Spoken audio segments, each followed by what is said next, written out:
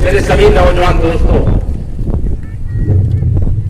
2017 का चुनाव आपने ऐतिहासिक अंतर से जिताने का काम किया। आपने मेरा मान और सम्मान बढ़ाने का काम किया। जब यह जीत करके वहां गए तो मैंने पूछा कितने वोट से जीत के आए हो, तो इन्होंने बताया 39,000 वोटों से जीत करके आया। मैंने कहा कि गनौरा क्षेत्र के मतदाता और मेरे परिवार के सदस्य की तरह बड़े बुजुर्ग नौजवान दोस्त, माताएं और बहनों और युवाओं ने अपनी ओर से कमी कोई नहीं रखी है, इसलिए मैं भी अपनी ओर से कोई कमी नहीं रह जाने दूंगा।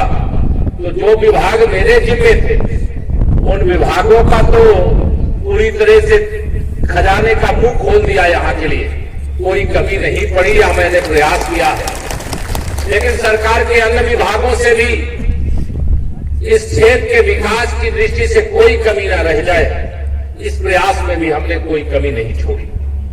और शायद आप सब बहुत बार अपना आशीर्वाद किसी न किसी को देते रहे हैं, जिताते रहे हैं, लेकिन पूरी ईमानदारी से जब आप समीक्षा करोगे तो जितना काम 2017 और 2022 के बीच में हुआ, क्या इसके पहले 2012 से 17 के बीच में हुआ था क्या? हुआ था क्या? जोर से बताइए, हुआ था क्या? 2007 से 12 के बीच में हुआ था क्या? सपा और बसपा की सरकार कभी विकास नहीं कर सकती, अपना निजी स्वार्थ सिद्ध कर सकते हैं ये लोग। गरीबों के नाम पर, जाति के नाम पर वोट तो ले सकते हैं, लेकिन वोट लेने के बाद जब सत्ता प्राप्त हो जाती है तो उनको भूल जाने का काम करते हैं। हमारी सरकार ने सर्वोच्च प्राथमिकता के आधार पर सबका साथ, सबका विकास, इस संकल्प के साथ आगे बढ़ने का काम किया है। मैं आप सब लोगों से यहां पर जो मौजूद हैं, आप बताइए 2017 में भारतीय जनता पार्टी की सरकार बनने के पहले आपको बिजली कितने घंटे मिलती थी? याद है कि भूल गए? पहले कितने घंटे बिजली मिलती थी, अब कितने घंटे मिलती है? अंतर आया है कि नहीं आया है? भारतीय जनता पार्टी की सरकार में जो गुंडे, अपराधी और माफिया सपा सरकार के समय गुंडागर्दी करते थे, लोगों को डराते थे, धमकाते थे, जमीनों और मकानों और दुकानों पर कब्जा करते थे, क्या भारतीय जनता पार्टी की सरकार के समय किसी गुंडे का साहस हुआ क्या? किसी के खेत और जमीन मकान पर कब्जा कर सके? हुआ क्या किसी के साथ? भारतीय जनता पार्टी की सरकार में बाकी सरकारों में यही फर्क होता है। मैं आप सब लोगों के सामने यहाँ पर यह निवेदन करने के लिए आया हूँ, ये विपक्ष में जो बैठे हुए लोग हैं, समाजवादी पार्टी का गठबंधन, इन गठबंधन के लोगों ने कहा कि हम 400 सीटें जीतेंगे। सुना था कि नहीं आप लोगों ने? लेकिन आजकल 40 कहने का भी साहस नहीं हो रहा है। क्यों नहीं हो रहा है? क्योंकि पहले चरण के मतदान में ही समाजवादी पार्टी के गठबंधन का सूपड़ा साफ हो गया। साफ करने का काम हमने नहीं किया है, आपने किया, यहां की जनता ने किया है। और यह जो गंदगी है, यह समाजवादी पार्टी की जो गुंडागर्दी है, दंगागर्दी है, कब्जा गर्दी है, इससे मुक्ति मिलनी चाहिए कि नहीं मिलनी चाहिए सदा सदा के लिए? श्री अखिलेश यादव जी कहते हैं नई सपा है। आज मैं जब लखनऊ से चला, मेरे पत्रकार मित्र लोग वहां पर आ गए। उन्नाव के अंदर समाजवादी पार्टी का एक नेता है, पूर्व में मंत्री रहा है, उसकी मां श्री अखिलेश यादव जी के गाड़ी के सामने गिड़गिड़ा रही थी कि मेरी बेटी को समाजवादी पार्टी का नेता उठा करके ले गया है। श्री अखिलेश यादव ने गाड़ी भी नहीं रोकी और उसकी बात भी नहीं सुनी। आज मुझे सूचना मिली, उस बेटी को जो गायब थी, उसी बेटी का शव उसी के आश्रम में जमीन के अंदर गाड़ा हुआ पाया गया और उसकी जांच चल रही है। कठोर कार्रवाई करेंगे, यह मैं आश्वासन देता हूं। परिवार को न्याय दिलाएंगे, अपराधियों को सजा दिलाएंगे, यहां से मैं कह करके जा रहा हूं। लेकिन एक बात में और, क्या ये नई सपा यही है क्या, जिसमें गुंडे और अपराधियों को संरक्षण दिया जाता है, जिसमें जेल के अंदर बंद है मोहम्मद आजम खां को टिकट दिया जाता है, जिससे कैराना से पलायन करने वाले हमारे भाइयों को पलायन के लिए मजबूर करने वाले, ना ही धर्म जो जेल में बंद है उसको प्रत्याशी बनाया जाता है। यही नई सपा है क्या? ये नई सपा नहीं है श्री अखिलेश यादव जी, ये वही सपा है जिसके सरदार आप हो, जिन अपराधियों और माफिया और गुंडों और दंगाइयों को आप संरक्षण करने का काम करते हो। 2017 के पहले एक नारा लगता था, जिस गाड़ी में सपा का झंडा उस गाड़ी में निश्चित तौर से बैठा है गुंडा। नारा पूरी यूपी के अंदर लगता था। सपा का नारा है खाली प्लाट हमारा। होता था कि नहीं बताइए? भूल गए कि याद है आपको? ये भारतीय जनता पार्टी की सरकार है, जिससे अब कोई ये नारा नहीं लगा सकता कि अगर कोई आपने जमीन खरीद करके अपना प्लाट छोड़ करके रखा है, कोई सपा का झंडा लेकर के जाए कि ये प्लाट हमारा है। अगर वो ऐसा साहस करेगा तो जेल के दरवाजे उसके लिए खुले रहते। पहले गुंडे और अपराधियों के इशारे पर पुलिस को काम करना पड़ता था। गुंडे अपराधी पुलिस से नहीं डरते थे, पुलिस गुंडे और अपराधी और माफियाओं से डरती थी।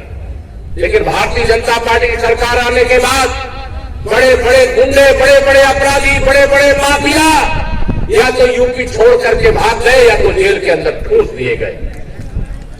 देश में माननीय प्रधानमंत्री श्री नरेंद्र मोदी जी के नेतृत्व में हमारी सरकार और प्रदेश में आदरणीय योगी जी के नेतृत्व में हमारी सरकार, ये डबल इंजन की सरकार है। उसका ये कमाल है कि देश का खजाना भी और प्रदेश का खजाना भी धनौरा के साथ साथ पूरे यूपी के विकास के लिए खुला हुआ। मैं आप सब लोगों के सामने आज यहां यही निवेदन करने के लिए आया हूं। 14 तारीख को मतदान होना है। मैं पिछली बार आपसे निवेदन करके गया था, आपने मेरा सर ऊंचा करने का काम किया है। मैं आपको भरोसा दिला करके जा रहा हूं, आप मेरा सर ऊंचा रखने का काम किए हैं, मैं भी आपका सर ऊंचा रखने का काम करूंगा। और 2022 के 20 विधानसभा चुनाव में मैं आपसे अपील करके जा रहा हूं, यहां प्रत्याशी राजू तरारा जी को मत समझिएगा, यहां प्रत्याशी केशव प्रसाद मौर्य को समझिएगा। और अपना आशीर्वाद भरपूर दीजिएगा। 2017 से बड़ी विजय 2022 में मिलनी चाहिए कि नहीं मिलनी चाहिए बताइए? 2017 से बड़ी विजय आप दिला करके भेजिएगा। मैं समझूंगा कि आपने मेरा मान सम्मान ही नहीं रखा, मेरा सर्व गर्व से ऊंचा कर देने का काम कर दिया। इसे आज तो 13 तारीख है, 14 तारीख को मतदान होना है और 14 तारीख के मतदान के कार्यक्रम के पहले अभी कल 5 बजे तक केवल सभा हो सकती है। उसके बाद तो आपका क्षेत्र आपके हवाले, आपको ही अपने बूथ को विधानसभा समझ करके वहां कमल खिलाने के लिए लगने का काम करना है, लड़ने का काम करना है, एक एक मतदाता को निकाल करके मतदान केंद्र तक ले जाना है और कमल के फूल की बटन दबा करके उत्तर प्रदेश की सुरक्षा की गारंटी देने की ताकत आपके हाथ में, ध्यान रखना। अगर आप कमल के फूल की बटन दबाओगे और लोगों से अपील करोगे कि हम ही कमल के फूल की बटन दबावे, तो 24 करोड़ उत्तर प्रदेश वासियों के सुरक्षा की गारंटी हो जाएगी भारतीय जनता पार्टी और भारतीय जनता पार्टी का कमल का फूल। अगर आप एक कमल के फूल के बटन दबाओगे तो कोई गरीब ऐसा होगा जिसके पास अपना रहने का घर नहीं है। एक कमल के फूल का बटन दबाने से एक गरीब को पक्का मकान मिल जाएगा, शौचालय मिल जाएगा। उसके घर में अगर अंधेरा है तो अंधेरा दूर हो जाएगा। अगर बीमार है गरीब परिवार का कोई व्यक्ति तो 5 लाख रुपए तक के इलाज की सुविधा आयुष्मान भारत कार्ड से उसको मिल जाएगी। रसोई गैस का कनेक्शन भी उसे मिल जाएगा। और आप सब मेरे अपने परिवार के लोग हो, मैं जानता हूं। अभी जो हम संकल्प पत्र लेकर के आए हैं, हमने 5 साल में जो वादा किया था वह वादा हमने पूरा करने का काम किया और अगले 5 साल में जो हमने वादा किया है उसे पूरा करने का काम करेंगे। आप में से अनेक लोग होंगे जिनके सरकारी नलकूप के अलावा, नहरों से सिंचाई के अलावा अपना निजी नलकूप भी लगाया हुआ है कि नहीं लगाया हुआ है? और 10 मार्च को जब दूसरी पारी आपके आशीर्वाद से भारतीय जनता पार्टी की यूपी के अंदर शुरू होगी, तो आपको सिंचाई के लिए जो आपने बिजली का कनेक्शन लिया है उसका बिल नहीं देना पड़ेगा, वो बिल सरकार अदा करने का काम करेगी। बेटी बचाओ बेटी पढ़ाओ, ये हमारा संकल्प रहा है। और जब भारतीय जनता पार्टी की सरकार की दूसरी पारी आप सबके आशीर्वाद से 10 तारीख को शुरू होगी, तो मेरी प्रतिभाशाली बच्चियां अच्छे नंबर ला करके पास होगी, तो उनको एक स्कूटी फ्री में देने का काम किया जाएगा। 60 वर्ष से अधिक आयु की मेरी माताएं बहनें हैं, उत्तर प्रदेश परिवहन विभाग की हर गाड़ी में 60 साल से ऊपर की उम्र की है, तो उत्तर प्रदेश में कहीं पर भी आने जाने के लिए उन्हें किराया नहीं देना पड़ेगा, निःशुल्क यात्रा की व्यवस्था की गई है। ऐसे संकल्प पत्र में अनेक घोषणाएं जिनकी मैं चर्चा बहुत करूंगा, बहुत देर लगे, लेकिन हमारी सरकार सबका साथ, सबका विकास, सबको सम्मान देकर, सबको स्थान देकर के, सबको अधिकार देकर के काम करती है। आप में से अनेक किसान हैं जिनके पास जमीन है। देश के माननीय प्रधानमंत्री जी प्रधानमंत्री किसान सम्मान निधि की 2-2 हजार रुपया की 3 किस्त, एक साल में कितना 6,000 रुपया मिलता है कि नहीं मिलता है? सपा बसपा कांग्रेस की सरकारें देश या प्रदेश में कभी रही, कभी 600 रुपया भी आया था, क्या खाते रहे किसी के। लेकिन भारतीय जनता पार्टी की सरकार होती है, सबका साथ सबका विकास का संकल्प लेकर के काम करती है, तो दिल्ली में बैठ करके मेरे प्रधानमंत्री माननीय नरेंद्र मोदी जी एक बटन दबाते हैं, मेरे किसानों के खाते में सीधे 2-2 हजार रुपया पहुंच जाता है। पहुंचता है कि नहीं पहुंचता है? सपा बसपा कांग्रेस की सरकारों में भ्रष्टाचार होता था, और उस भ्रष्टाचार में 100 रुपया अगर आपके लिए भेजने की योजना बनाते थे, तो उसमें से 15 रुपया आप तक पहुंचता था, 85 रुपया उनके दलालों की जेब में पहुंच जाता था। लेकिन भारतीय जनता पार्टी की सरकार में जितनी योजना बनती है, जिसके लिए बनती है, भ्रष्टाचार मुक्त भारत के लिए, भ्रष्टाचार मुक्त विकास के लिए, भ्रष्टाचार से मुक्त गरीबी दूर करने के लिए, जिसका जो पैसा होता है उसके पास पहुंचाने का काम होता है। और विकास के लिए पैसा चाहिए कि नहीं? पैसा विकास के लिए बताओ जोर से, पैसा चाहिए कि नहीं? विकास के लिए चाहिए। और विकास के लिए अगर पैसा चाहिए तो लक्ष्मी जी चाहिए कि नहीं चाहिए? लक्ष्मी जी साइकिल में बैठ के आती है क्या? हाथी में बैठ के आती है क्या? हाथ के पंजे में बैठ के आती है क्या? कमल के फूल पर बैठ करके आती है। आप सबसे मैं अपील करके जा रहा हूं, कमल का फूल खिलाने की जिम्मेदारी आप निभा दीजिए, और 2017 से भी ज्यादा अंतर से मेरे राजीव जी को यहां से विजयी बना करके विधानसभा में भेज देने का काम कर दीजिए। आप ज्यादा वोटों से विजयी बना करके भेजेंगे और मेरा सम्मान भी बढ़ाने का काम करेंगे। मैं विकास के लिए सरकार की खजाने का ताला खोल करके जो राजीव जी कहेंगे, जो आप बताएंगे, वह इस क्षेत्र के अंदर विकास भी करने का काम करेंगे। मैं आज यहां पर जो एक नहीं, मैं अपनी सभी 4 सीटों में इस मंच के माध्यम से 4 सीटों के प्रत्याशियों के लिए भी अपील करता हूं। आप में से बहुत सारे लोगों का रिश्ता, नाता, परिचय, संपर्क होगा, और जो परिचय संपर्क होगा वह परिचय संपर्क वालों को फोन करके कह देना कि सभी लोग कमल के फूल की बटन दबाएं। ये जो डबल इंजन की सरकार है, जिसके कारण देश और प्रदेश आगे बढ़ रहा है, देश और प्रदेश को आगे बढ़ाने में अपना सहयोग करें। अगर आपने 2014 में माननीय नरेंद्र मोदी जी को देश का प्रधानमंत्री नहीं बनाया होता, फिर 2019 में मैं जानता हूं अमरोहा लोकसभा में हार गए थे, लेकिन 2014 से ज्यादा आपने वोट दिया था, इसके लिए मैं आपका अभिनंदन करता हूं। विधानसभा में लीड मिली थी, बता रहे हैं मुझे राजीव जी, लेकिन हम लोकसभा रहे, लेकिन यूपी के अंदर 64 सांसद, 80 में से कितने जीते? 64 सांसद, और 51% वोट हमें प्राप्त हुआ, और माननीय नरेंद्र मोदी जी देश के प्रधानमंत्री बने। ये सपा बसपा कांग्रेस लोकल सब मिल गए थे, तब भी कमल खिला था कि नहीं खिला था? बताइए पूरे प्रदेश के अंदर। अगर जब 2019 में भी जब सारे मिल गए, फिर भी कमल खिला, और मोदी जी देश के प्रधानमंत्री बने, जम्मू कश्मीर से धारा 370 समाप्त हो गई। अयोध्या में रामलला की जन्मभूमि पर भव्य मंदिर का निर्माण हो रहा है। काशी में बाबा विश्वनाथ जी का धाम बन करके तैयार हो गया है। सभी तीर्थ स्थलों का सर्वांगीण विकास हो रहा है।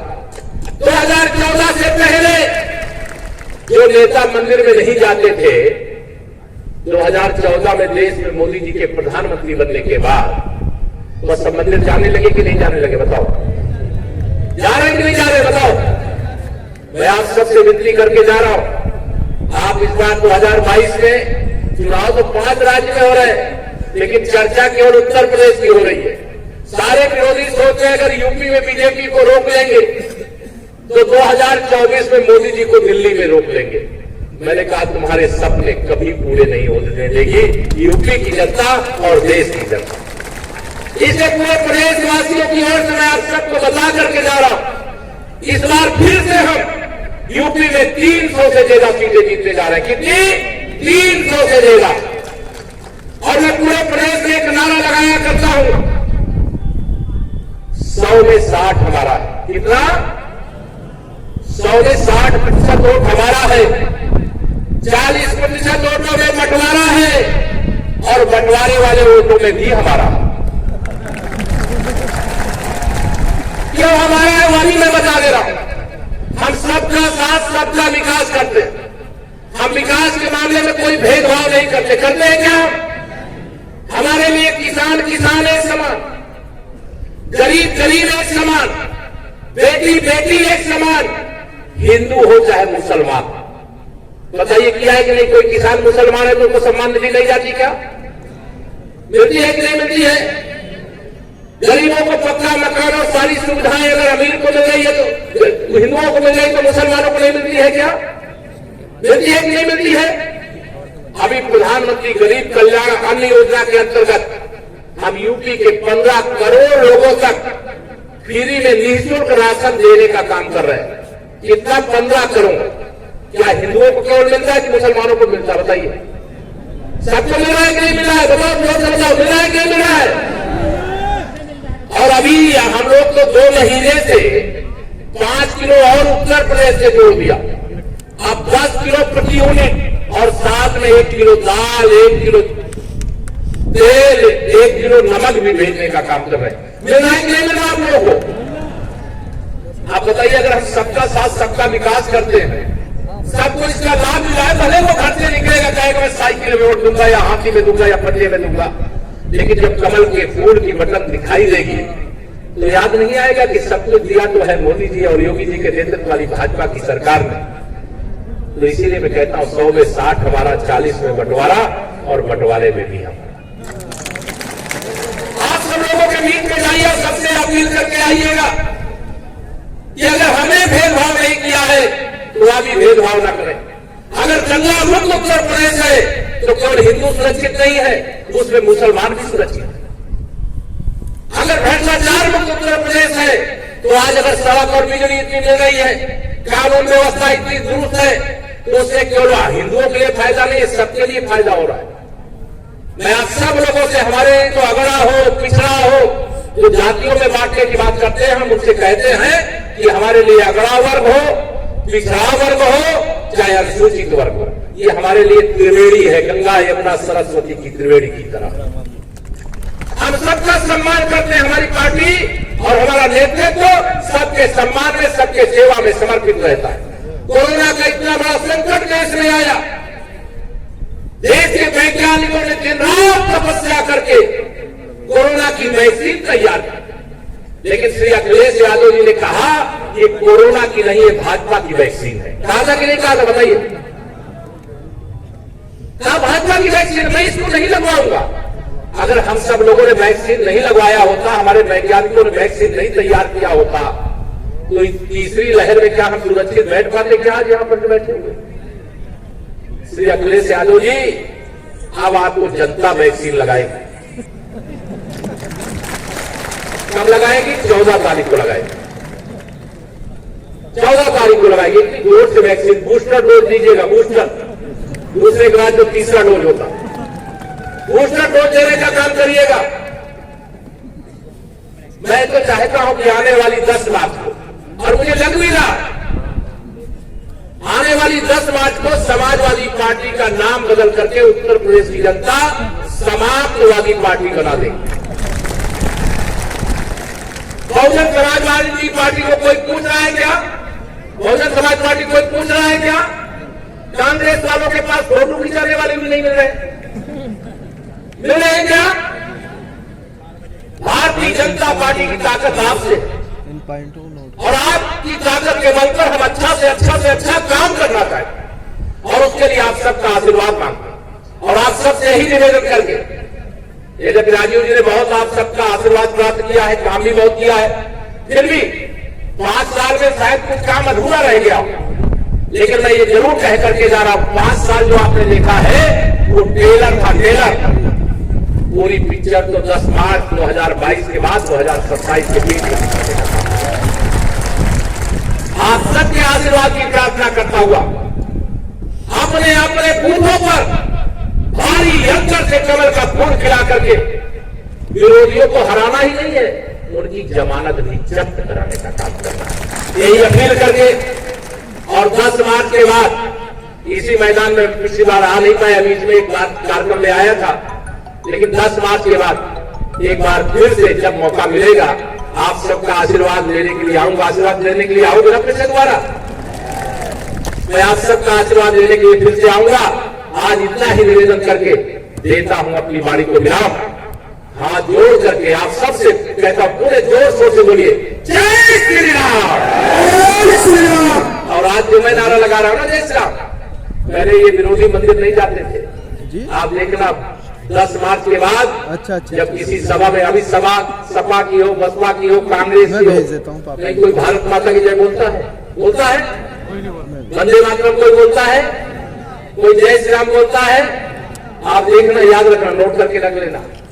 10 मार्च के बाद श्री अखिलेश यादव जी भी जब मंच में खड़े होंगे तो अखिलेश यादव मैं कहता था इनको, लेकिन जब इन्होंने मोहम्मद अली जिन्ना को इसके बीच में लाया तो मैंने इनका नाम बदल करके अखिलेश अली जिन्ना कर दिया था।